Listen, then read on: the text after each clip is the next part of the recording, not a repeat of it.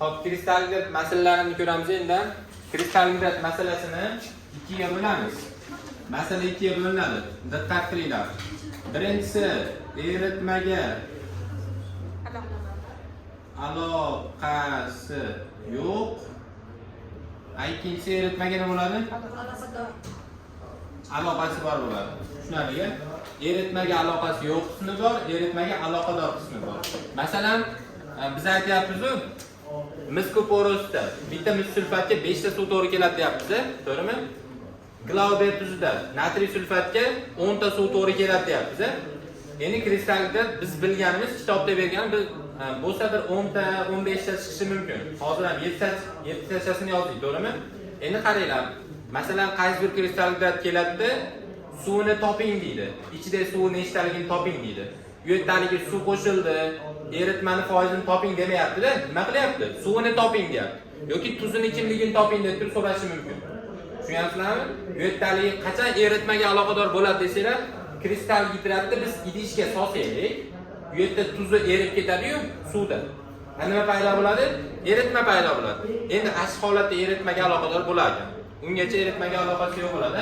Endi biz eritmaga aloqasi yo'q qismni ham ikkiga bo'lib olamiz. Formula va tarkib bo'ladi. Formula bilan tarkibda nima farqi bor desa, masalan biz sulfatda suv turibdi.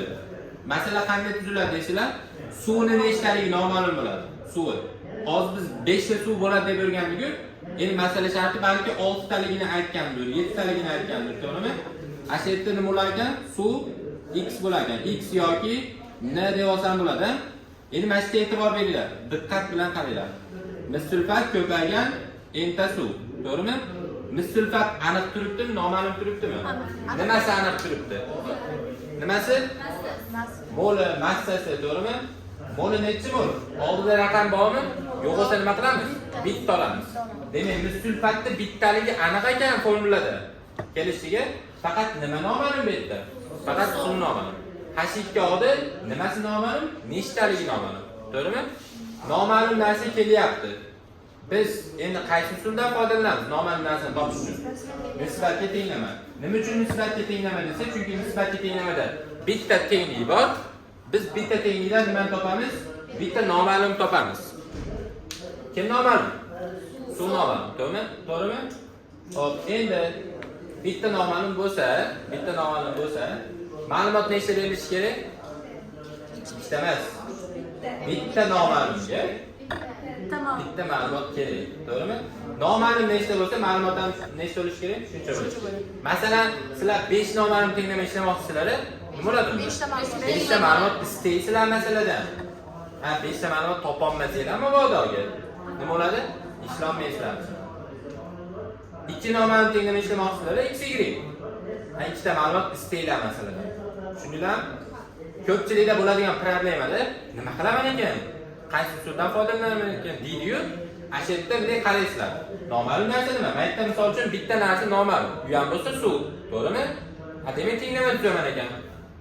Tenglama. Ma'lumot berish kerak. Xo'p, endi tenglama tuzyapmiz. Bitta noma'lumga bitta ma'lumot deyapmiz-ku. Mana shuning ichidan kimga ma'lumot bersam bo'ladi? Masalan, vodorodga bersam bo'ladimi? Aytaman. Общий kristal hidratda 5% vodorod deyman. Bu ham ma'lumotmi? To'g'rimi? Unda tenglama tuzilishi kerak. 5% degani общий necha foizdan 5%? 100%. Bu umumiysimi, hammasimi? Hammasini massasi qancha?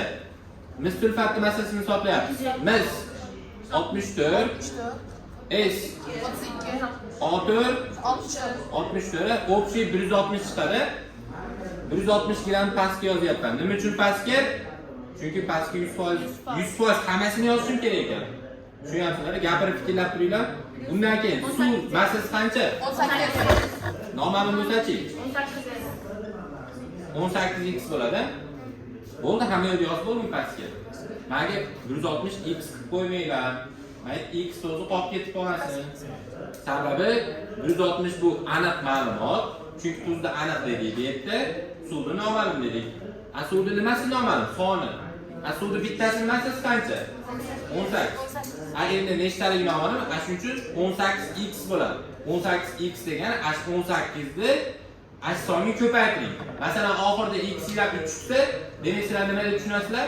Suvim 3 ta ekan deb tushunasizlar.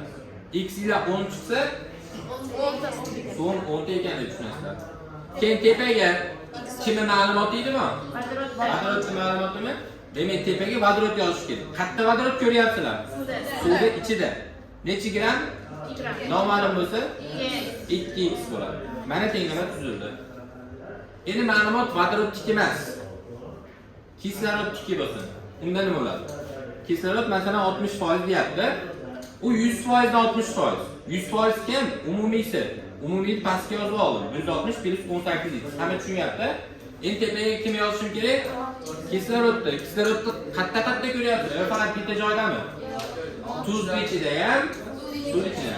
Tuzning ichida nechtaligi aniq ekan? 64 gram. 4 tasi 64 gram chiqadi. 64 plus qilaman ekan. 16x. Kislorod 16 gramni suv ichida, noma'lum 16x bo'ladi. Mana shu tenglama eshitaysizlar. Endi ma'lumot mistiki. 64.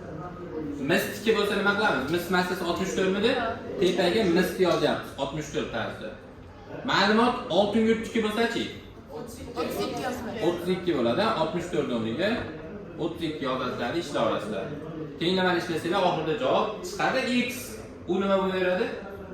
Mol bo'ladi. Mol. Kimi? Suvda mol. Suvda mol bo'lib beradi. Endi yana qanaqa ma'lumot berishi mumkin? Hozir biz mana masalan foiz beryapmiz-ku. Maytda kimning foizi bo'ldi masalan? Kislorod. Ha, 600 ga 60 chiqmaydi-ku. Masalan endi 60 bo'lib qolsa, 600 60% bo'lsa, nimasini foizi? 600 ni nimasini? Massasini, to'g'rimi? Общий massadan 60% 600 ekan deb tushunyapmiz. Endi biz massadan emas, boshqa narsadan foydalansak ham bo'ladi. Nimadan? Yo'q. Massa tuzni nimasidan? Atomidan, to'g'ri. Mis tayda raqam bormi? Bitta ekan. 600 tayda raqam bormi? Bitta ekan. Ikkita bo'ldi. Kislorod taydachi? 4 raqam bor. 4 ta ekan. 2 ga 4 6 ta. Tuz tarkibida 6 ta atom bor ekan. Suv tarkibida 8 ta. 2 ta, odam bitta. 2 ga 1 3. Suv ichida 3 ta atom bor. Faqat suv noma'lummi? Unda nima bo'ladi? 3x bo'ladi.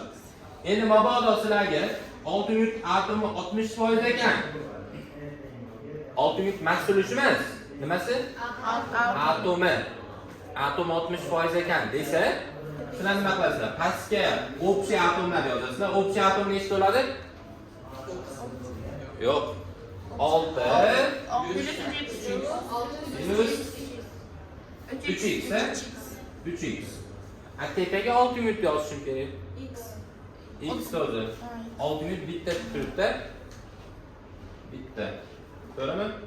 60% chiqmaydi, 5%, 8% dan deylik. Shunaqa atrofda, masalan.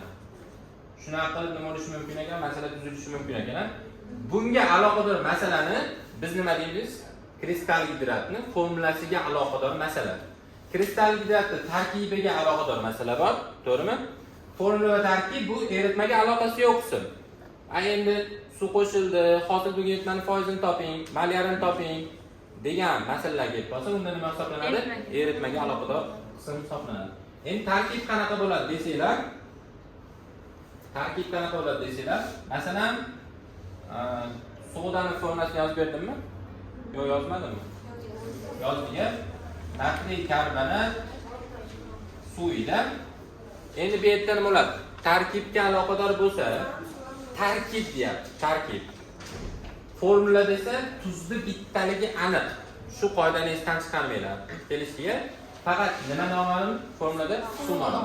Endi tarkibda u ham, bu ham. U ham noma'lum, bu ham noma'lum. Natriy karbonat, ya'ni tuz ham noma'lum, suv ham noma'lum. To'g'rimi? Nechta noma'lum bo'ldi? 2 ta noma'lum. Qaysi usuldan foydalanamiz? 2 noma'lum, ya'ni x y dan foydalanamiz. X y ishlash uchun ikkita tenglik kerak bo'ladi va nima kerak bo'ladi yana? Ikkita ma'lumot kerak bo'ladi. ikkita ma'lumotni berishim kerak ekan. Xo'p, birinchi ma'lumot sifatida nimani bersam bo'ladi?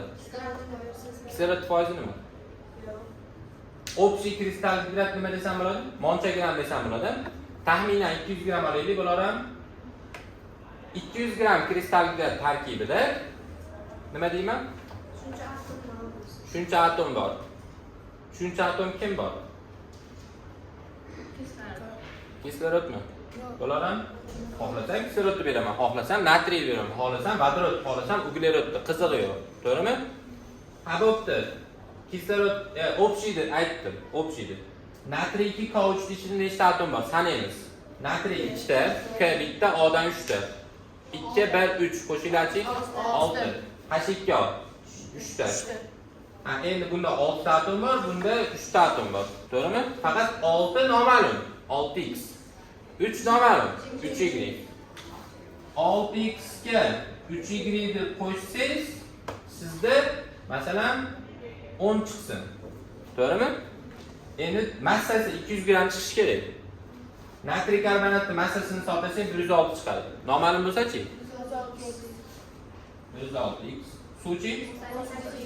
Y teng 200. Endi o'ylaylarchi 6x ga 3y qo'shsam qanday qilib 10 chiqishi mumkin? Hayotiyroq fikrlaylik, keyin ishlanish yo'lini o'rgataman. Bular ham 6 ga 3 qo'shsam 10 chiqmaydi-yu. A bu yerda x bilan y ni vazifasi nima? Ha. X ni 6 ga ko'paytiring deyapti. Balki x 1,5 dir. To'g'rimi? 1,5 bo'lsa 1,5 kira 6 9. O'sha 6x 9 bo'lyapti. 9 ga nechini qo'shsam 10 chiqadi? 1. Ha, 3 ta y 1 ekan. 3 ta y 1 ekan. Ha, bitta y 3 dan birida 0.33 ga to'g'ri keladi. To'g'rimi? Mana shu qilib ishlash mumkin. Balki x'imiz yarimdir. Yarim bo'lsa nima bo'ladi? 6 ni yarmi 3 bo'ladi. Yo'q. 6 ni yarmi 3 ni 3y 7 bo'ladi. 3 ga nechini qo'shsam 10, 7 ni. 3y 7 ekan. Bitta y qancha deb turib, uni topish uchun 7 ni 3 ga bo'lish kerak-a? Bitta y chiqadi. Mana shu qilib ishlayapsizlar. Yo, hozir ishlamadik. Bu masala hozir to'g'rimi, noto'g'rimi bilmadim, tavakkal son olganman. Hozir endi masala tuzaman, ana shundan keyin to'g'rilab aytib ketaman. Endi eritmaga aloqasi yo'q qism ikkita ekan. Demak, formula va tarkib. Formulaga aloqador bo'lsa faqat bitta narsa noma'lum, tarkibga aloqador bo'lsa ikkita narsa noma'lum bo'ladi. Kelishdingmi? Doskani ko'chirib olsanglar, keyin undan keyin bu qismni ishlaymiz. Tugagan